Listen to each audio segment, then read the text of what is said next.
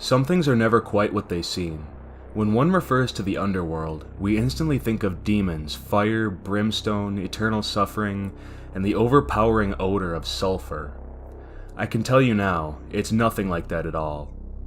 Did you know there's a series of tunnels beneath all of civilization? This is somewhat related to the hollow earth theory.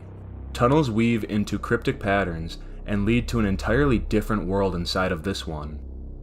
This world is green and lush, but mountains riddle the land, making it very easy to get lost. You will live among this world's creatures and will likely lose any remnants of sanity. But if you calmly and patiently explore, you will come upon something astonishing.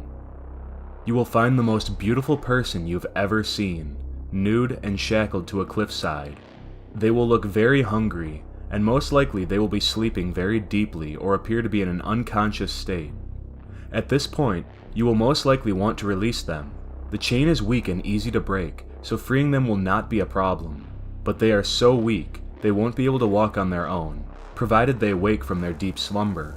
Now you have two choices. You may linger here with this being and waste away, or you may take them home and live as you had before, only now with a mysterious new housemate. But keep in mind, it would be best to keep your lovely new friend a secret, or something horrible might happen. Go ahead and try to feed them. Try to give them liquid for their thirst. All such things will be spurned, albeit non-violently. They sleep for most of the day. They will not walk upright like a human. They will crawl like an animal. They are mute and unable to speak.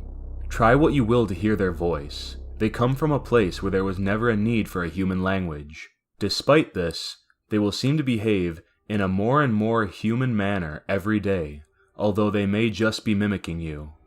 Living in the other world with you, they are likely to grow ill fast. In fact, they may die. There is only one way to save them.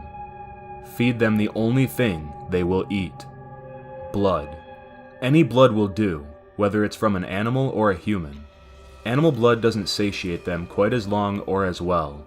Human blood seems to make them the happiest and the most content. This usually means only one thing to you. You will become a murderer to see your new pet happy, to keep them content and well fed, and most of all, to keep them by your side. If he or she is not fed enough, they will escape and devour whatever appeals to them, only to return to your home and sleep like a full-bellied kitten. Sometimes, though, the being will only eat whatever is nearest, in this case, being the one who labeled themselves as their master. The last thing many of them will see is the gnashing teeth of the beauty they had collected and their own blood dripping down their sharp, vampiric teeth. No one ever sees it coming, the poor souls. They become lost in the underworld, much as their pet was. Their humanity became lost, and now they are no different than what he or she is. Because of those who have ventured into the underworld, these creatures are now among us. They are so silent, and only gain the ability to speak once they have killed their first human. But enough of my silly story. What I've been meaning to ask you, who's that quiet stranger you're with? They're rather easy on the eyes. Did you get a good look at their teeth?